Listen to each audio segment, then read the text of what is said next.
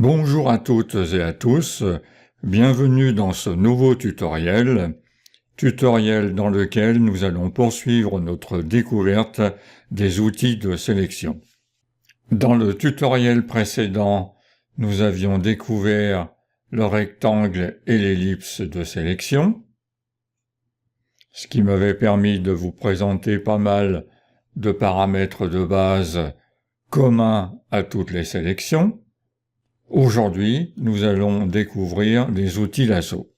Alors, les outils lasso sont au nombre de 3. Vous avez le lasso tout court, le lasso polygonal et le lasso magnétique. Nous allons travailler sur cette photo, une photo de Collioure. Vous pouvez travailler en même temps que moi. Je vous invite à télécharger cette photo, comme d'habitude, sur mon site Vive la photo. Je vous mets le lien en bas de la vidéo. Alors, travaillons proprement. CTRL-J pour dupliquer le calque. Et ce calque, je vais l'appeler Collioure. Voilà. Alors, le lasso simple, le premier outil lasso, donc, nous permet de faire une sélection de la manière suivante. On clique, c'est le point de départ, et on trace, en fait, autour de la sélection que l'on veut faire.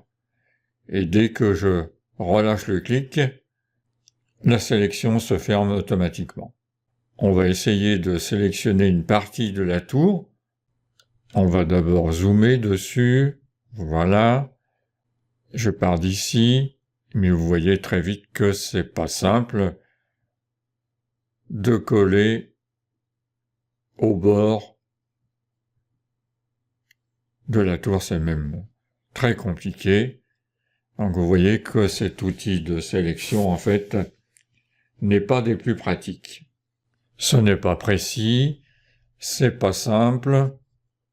Donc en fait, on l'utilise très peu, voire même pas du tout, pour faire des sélections précises. On va utiliser ce lasso pour ajouter une zone ou soustraire une zone que l'on définit globalement. Je vous montrerai ça au cours d'exemples dans les tutoriels qui vont suivre, mais c'est pas un outil qu'on utilise fréquemment pour faire des détourages, sachant qu'on a des outils beaucoup plus performants par ailleurs. Alors par contre, si vous avez un sujet sur fond transparent, je me suis amusé à faire ça, donc ici ce sera beaucoup plus pratique pour sélectionner. Avec le lasso, je vais sélectionner assez largement ma tour. Si je prends la zone transparente, ce n'est pas grave. Et je vais prendre l'outil de déplacement pour amener par glisser-déposer la tour dans le premier document. Voilà, j'ai une nouvelle tour dans un nouveau calque que je vais appeler tour. Sur ce nouveau calque, je vais faire CTRL-T pour la réduire un peu. Ça, c'est juste pour le fun. Voilà, je valide. Et je vais l'amener à peu près par là pour histoire de mettre une deuxième tour sur la ville de Collioure. Vous voyez que dans ce cas, l'outil lasso est intéressant. Ça permet de faire rapidement des sélections. Sur un fond transparent, c'est parfait. Alors, les options de l'outil lasso, regardons-les, ce sont strict. Alors, pardon, il faut se mettre sur l'outil lasso, voilà. Elles sont minimalistes, hein. On retrouve toutes les options communes que je vous ai décrites précédemment. Dans le tutoriel précédent, là, lissage est coché par défaut, ce qui est normal.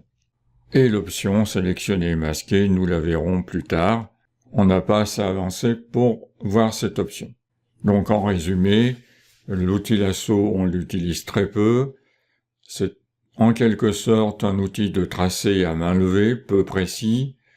Il va nous servir pour faire des corrections d'une sélection réalisée avec un autre outil. donc des ajouts ou des soustractions. Maintenant, passons à l'outil suivant, le lasso polygonal. Je vais changer de photo. Voilà, sur une photo d'une chapelle d'un vieux monastère dans les Pyrénées-Orientales. Alors, l'outil lasso polygonal va me permettre de dessiner des formes géométriques. Je vous explique le principe. Un premier clic qui permet donc de fixer le point de départ, et tant que je ne clique pas, je vais tirer une ligne droite. Je clique, et là je peux changer de direction. Je clique, je change de direction. Par contre, quand on lâche le clic, évidemment, le lasso ne se ferme pas, car il ne sait pas que vous voulez fermer votre forme. Donc là, je fais CTRL, je maintiens la touche CTRL enfoncée, et vous voyez, j'ai un petit cercle à côté du pointeur de la souris, qui veut dire que si je clique, je ferme la sélection. Autre façon de fermer la sélection, j'en trace une autre, point de départ, c'est de se rapprocher du point de départ, et vous voyez, dès que le petit rond apparaît à côté du pointeur de la souris, vous pouvez cliquer et la sélection se ferme. Et une troisième méthode pour fermer la sélection, voilà, double clic, et là la sélection se ferme. Alors, deux raccourcis clavier intéressants dans cet outil. Vous avez le premier raccourci clavier, alors je trace une sélection, qui est Alt, et si je maintiens Alt enfoncé, voyez, mon outil lasso polygonal devient un lasso simple. Après, quand je relâche Alt, il redevient un lasso polygonal. Ça me permet donc de faire des formes qui combinent les lignes droites et le tracé à main levée. Et deuxième touche intéressante aussi, je commence à tracer avec le lasso polygonal. Je m'aperçois que je me suis trompé. Si j'appuie sur la touche retour arrière, je reviens d'un point en arrière. Vous voyez, retour arrière, et je reviens d'un point en arrière. Voilà qui peut être intéressant aussi quand on se trompe de direction, si je puis dire. Alors, ce que je vais faire ici, je vais sélectionner la chapelle, enfin la partie haute de la chapelle, autrement ce serait trop long, et vous allez voir que avec le lasso polygonal, ça va très bien, parce que j'ai des lignes droites, j'ai des formes très géométriques. Vous voyez, je trace une première droite assez facilement, je clique, je change de direction. Là, évidemment, je pourrais pas prendre la croix, hein. Voilà. Ici, j'ai quelque chose de moins droit. Je maintiens la touche Alt enfoncée. Vous voyez. Et là, je peux faire un petit peu à main levée, comme ceci. Je relâche la touche Alt. J'ai à nouveau une droite. Voilà, vous avez compris le principe, je pense, qui est très simple. Alors, je vous le fais rapidement. Si c'est pas parfait, ne m'en veuillez pas. Voilà. Ici, Alt. Une ligne droite. Jusque par ici. Et là, je rejoins le point de départ. Voilà. Et dès que j'ai le petit cercle, je clique. Et vous voyez, j'ai fait rapidement une sélection d'un objet géométrique.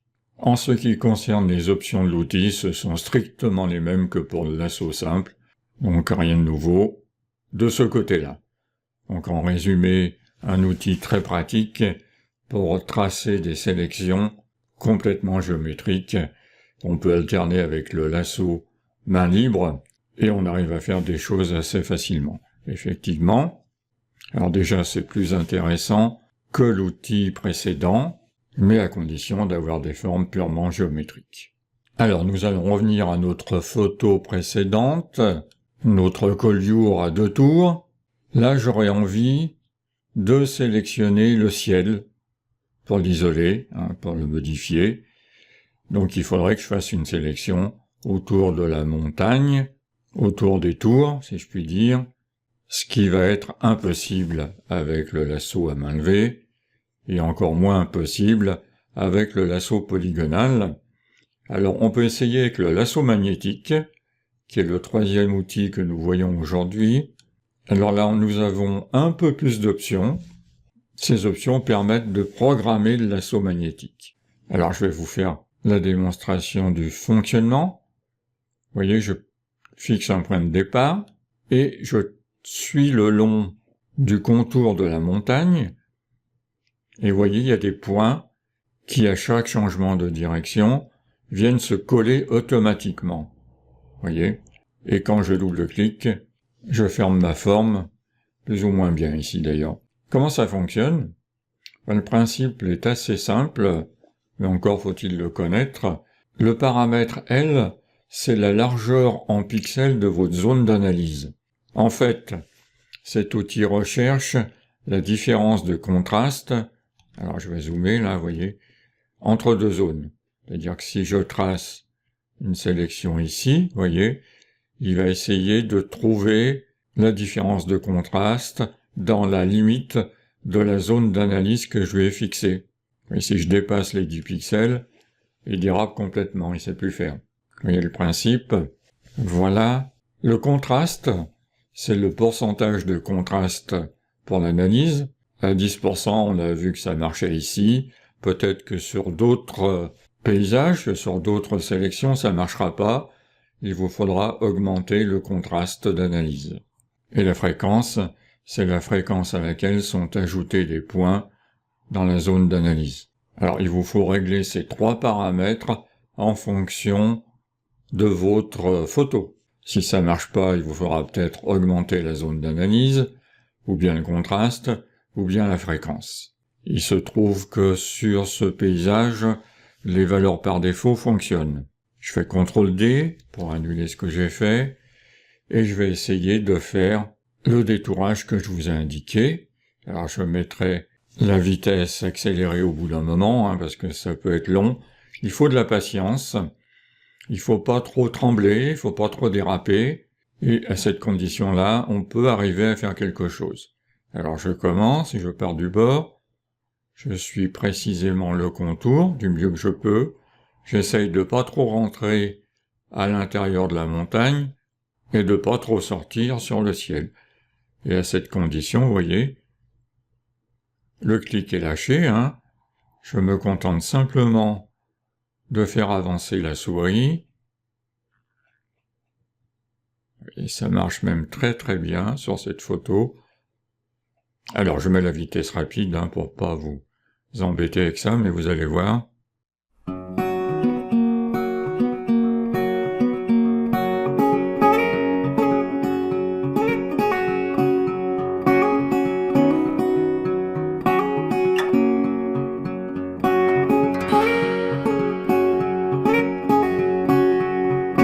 Voilà. Alors il y a eu un peu plus de difficultés sur la tour, il suffirait de corriger un petit peu après coup, mais vous voyez, c'est pas trop mal. Bon, il faut y aller très doucement. Ça marche mieux sur la montagne que sur l'architecture dans le cas présent, mais vous voyez, c'est pas trop mal, il y a très peu d'erreurs. Bon, sur le ciel, je suis allé vite, donc c'est pour ça qu'il y a des manques, mais autrement, on y arrive très bien. Donc cet outil peut être intéressant, mais franchement, au bout d'un moment, on prend des crises de nerfs. Si on dérape, il faut recommencer.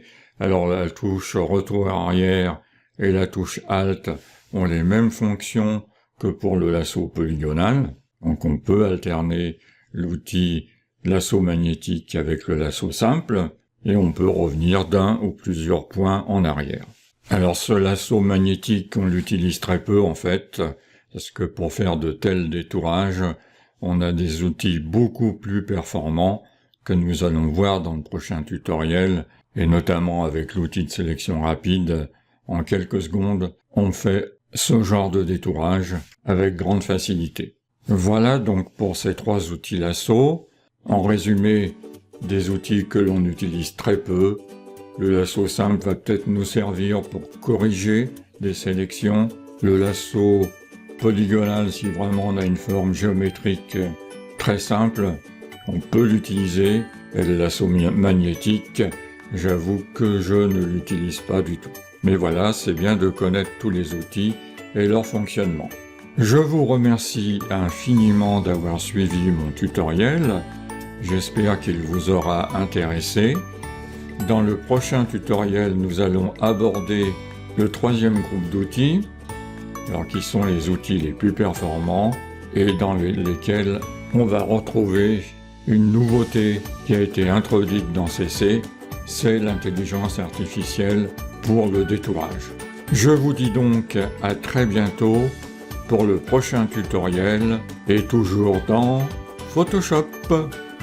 Alors vous pouvez vous abonner à ma chaîne YouTube, comme ça vous serez informé dès qu'il y aura une nouvelle vidéo, mais je vous invite aussi à vous inscrire, c'est gratuit, à mon tout nouveau site qui s'appelle Vive la Photo. On y accède par www.vivelaphoto.fr, c'est tout simple, tout attaché, Vive la Photo. Et là, vous pourrez accéder à mes tutoriels d'une manière beaucoup plus simple que sur YouTube. Vous voyez, j'ai une rubrique tutoriel. Par exemple, je vais aller sous Lightroom formation complète. Voilà, j'ai un sommaire qui s'affiche. Un ensemble de tutoriels sur les différents modules. Et puis, pour accéder à un tutoriel en particulier, il suffit de cliquer sur l'image. Là, vous avez une description du tutoriel, comme ça vous savez ce que vous allez voir et vous pouvez lancer la vidéo sur YouTube. Voilà, et en plus, vous avez la possibilité de poser des questions à travers mon forum. Vous voyez, vous allez dans la rubrique tutoriel et si vous avez une question particulière sur un tutoriel, vous allez dans la rubrique Lightroom par exemple et vous posez votre question et j'y réponds volontiers et avec grand plaisir. Je vous dis donc à très bientôt sur YouTube ou sur mon site personnel Vive la Photo.